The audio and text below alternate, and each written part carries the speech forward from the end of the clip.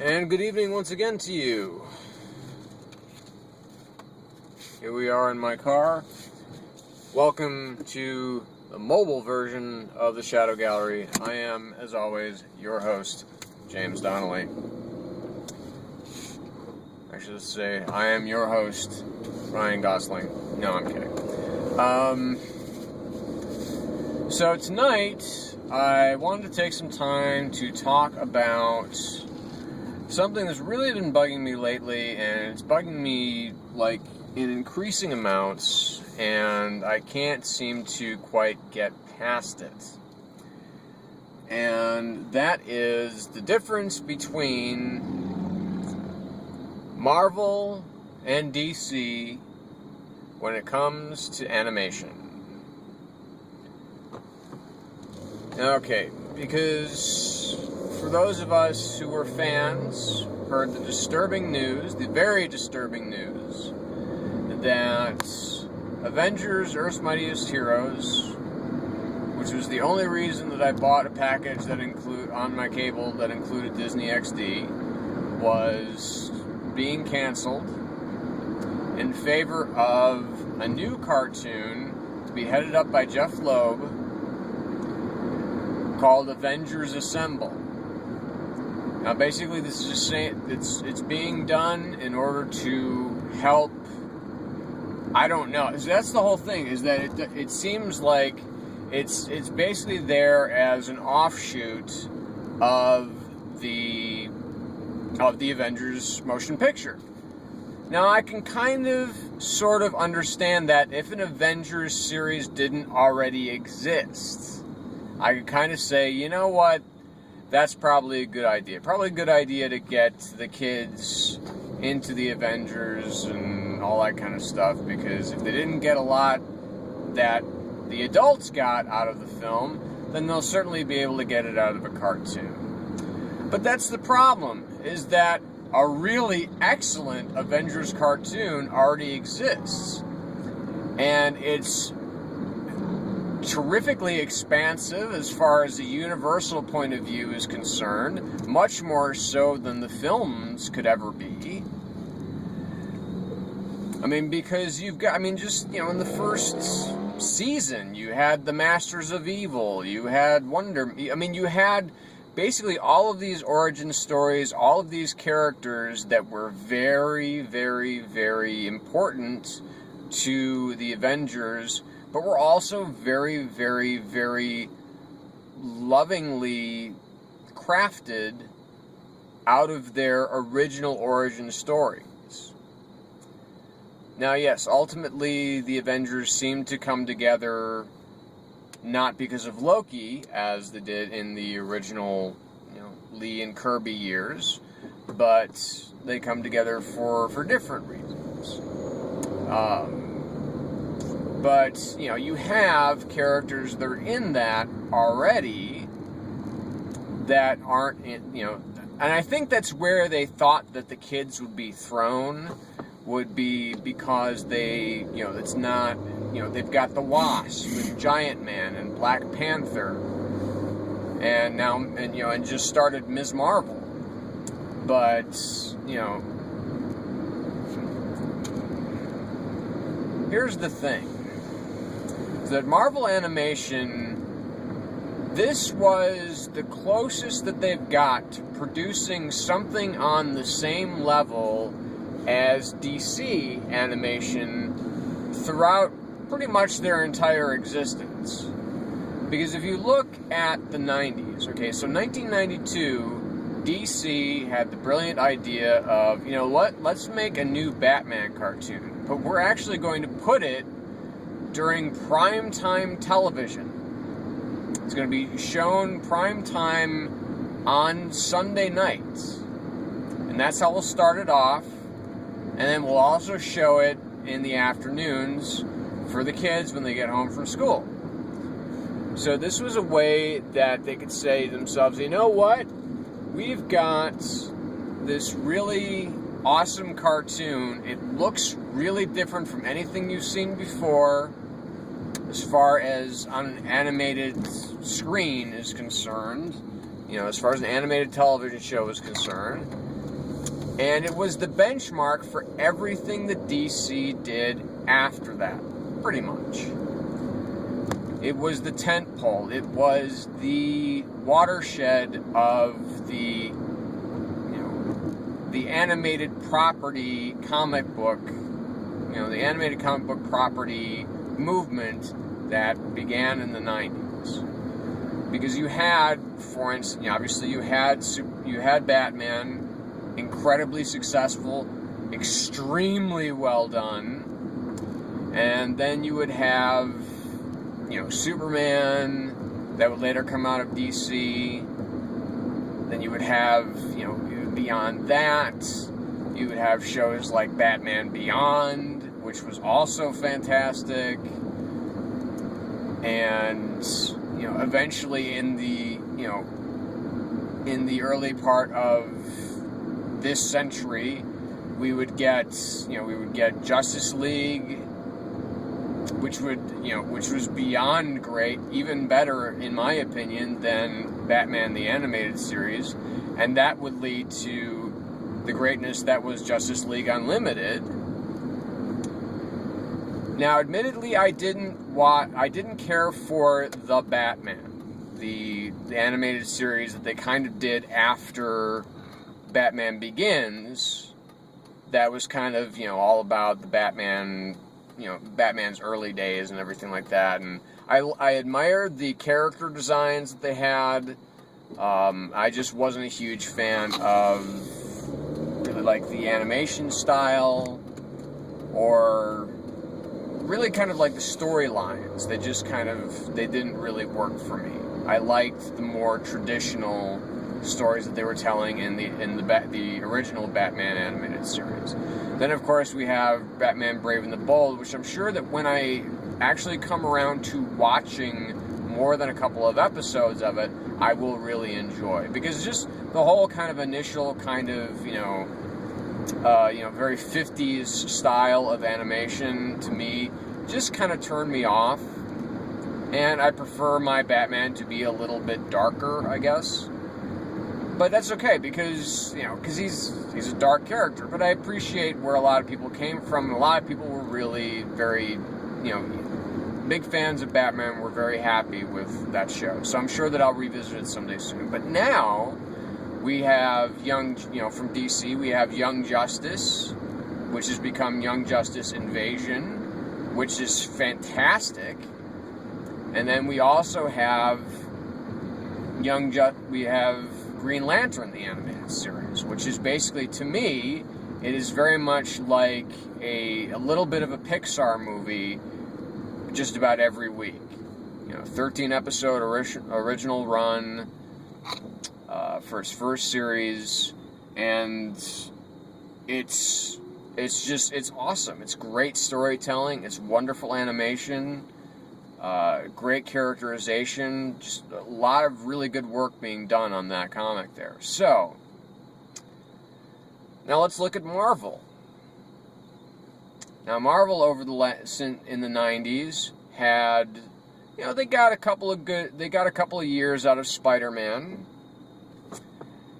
It was not a very good show,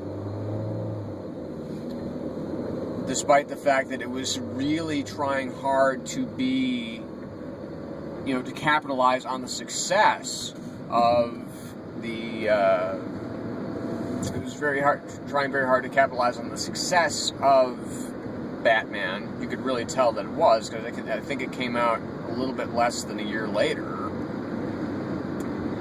And then, they just kind of went all over the place with that one. It just kept going from, storyline to storyline to storyline with no real common through point.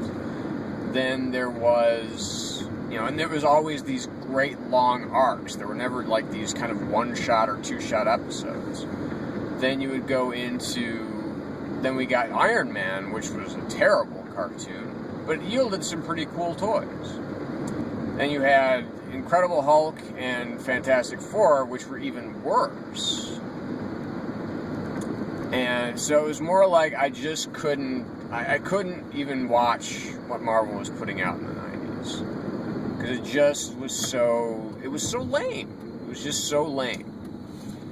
And then, so we got around to finally, then we got into the animated direct-to-TV, the direct-to-video films. Or even the theatrical release of Batman Mask of the Phantasm. That was my favorite Batman film of all time until, of course, Batman Begins, and of course The Dark Knight came out. But you also, then, you got the direct-to-video stuff like, Batman Beyond Return of the Joker, especially the unedited one.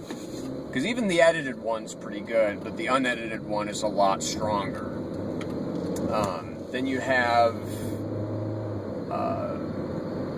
then you started really getting heavy into, okay, we're going to do, now we're going to release a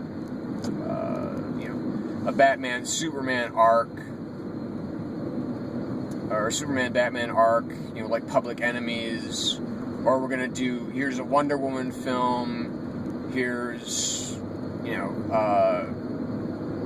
Justice League, Crisis on Two Earths, or Two Worlds, whatever exactly it was called, Justice League Doom, Batman Under the Red Hood, Batman Year One. Now they're coming, Batman Superman, or Superman Batman Apocalypse, Superman versus the Elite. These are all like, at minimum, like 4 out of 5 star films. Now, admittedly, I haven't seen Superman versus the Elite yet because that one just really kind of went off my radar. I wasn't very interested. But now they're coming out with Dark Knight Returns in 2 parts. 2 basically more than 1 hour episodes. They're going to do each issue, in pretty much its entirety. And, I'm really looking forward to that. I'm hoping that it will be better than the adaptation of Year One was, mostly because I just couldn't get behind the voice of Batman. And there was stuff that we had seen already from Year One, live action, like, of course, in Batman Begins, the whole attack of the bats moment.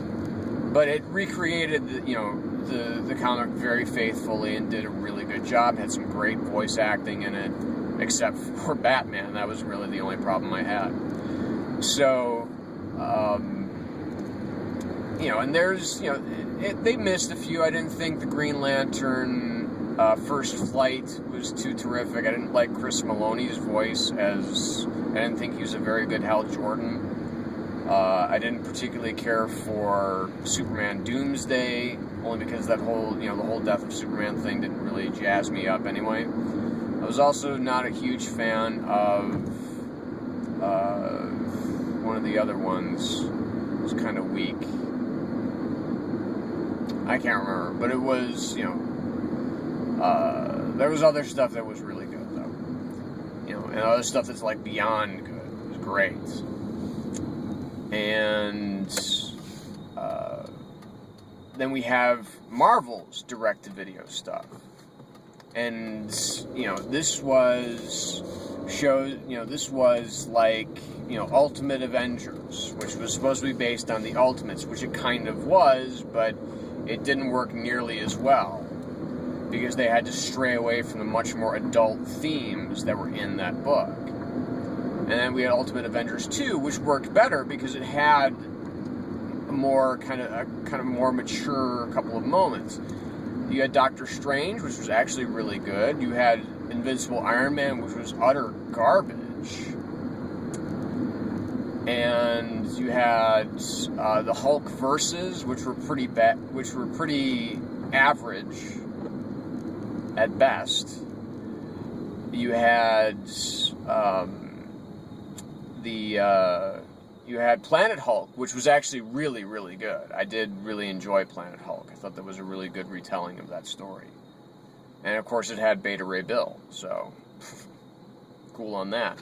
But of course, this is again, because this is Lionsgate, and they don't have the rights to a lot of the characters that they would probably like to work with, because Marvel is, because of its bankruptcy scare, or it did go into bankruptcy back in the 90s, sold off all of its properties to different studios, so that they have complete control over them. And, and you had other series, other TV series from Marvel.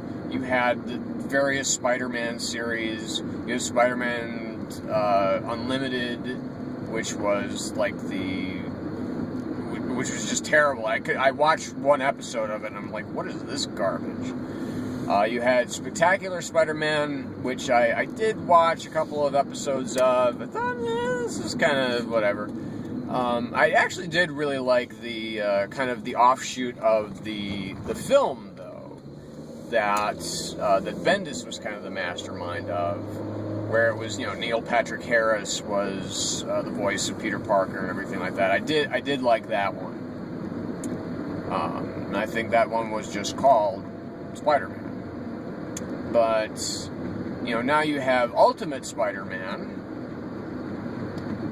which is a really fun show, obviously much more for the kids, like Iron Man, Armor Adventures or whatever it's called, which is much more for kids.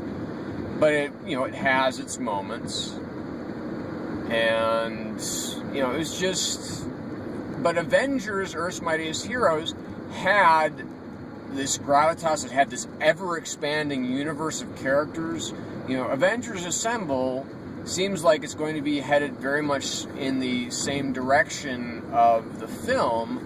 Then they'll basically keep it within that kind of continuity, and we won't get the more comic book precise adaptations that we've had in what we got in Earth's Mightiest Heroes, with Black Widow being a double agent, and the creation of a character like Ms. Marvel, and having Marvel, and having the Kree Skrull War, and having kind of a secret invasion type of thing going on, and having the Masters of Evil and Zemo and Radioactive Man and Crimson Dynamo. I mean, it's just and the Enchantress and the Executioner. I mean, it was just so awesome, and they fucked it up.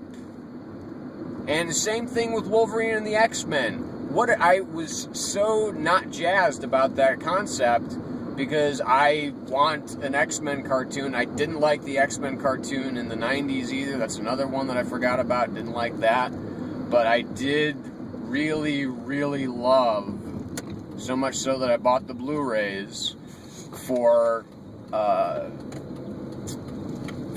Wolverine and the X-Men for the entire series, because it was so well done. I also kind of liked X-Men Evolution, but not really.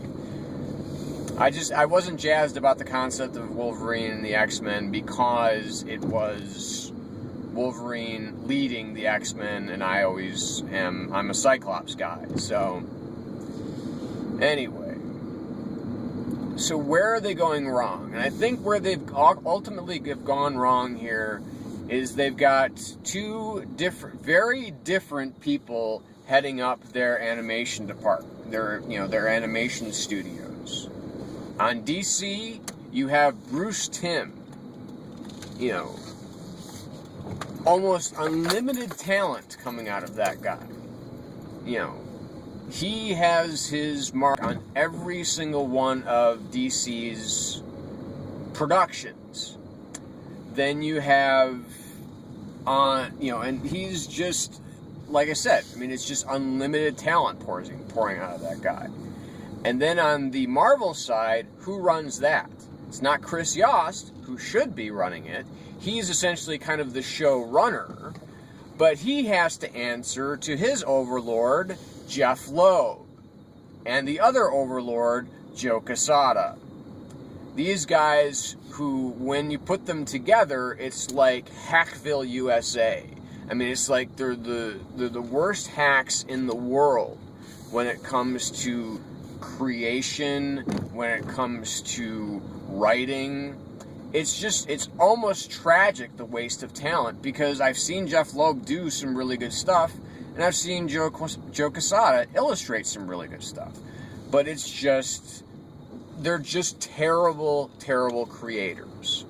And once that Marvel starts to get somebody who's really, really smart, like Chris Yost, as far as making these shows are concerned, if they put him in charge of the TV division, well, it might hurt some of the comic books that Chris is doing, but at least the animated shows will be in good hands. But for now, this is what we've got. This is what we have to live with.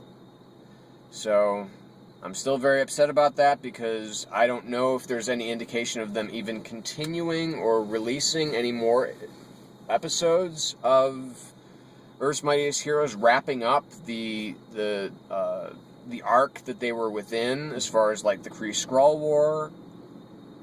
And that's just terribly disappointing to me. There's just so much of this just hurts my feelings. So, not my feelings, but just it's sad, because it could be better. They could try harder, but they're going for the quick buck rather than trying to introduce more kids to more characters so that they get interested in more characters. Maybe ask their parents, hey, can we go out and get this book? Because I'm interested in this character now. Nope. We get the Avengers that were in the film, and we'll get the Falcon. That's the one guy that they're adding, so whatever. So that's the end of this rant, which is what I usually use the car for. So we'll see you next time. We'll be reviewing comics, I'm sure. No more rants probably for this week. So until then, stay in the shadows.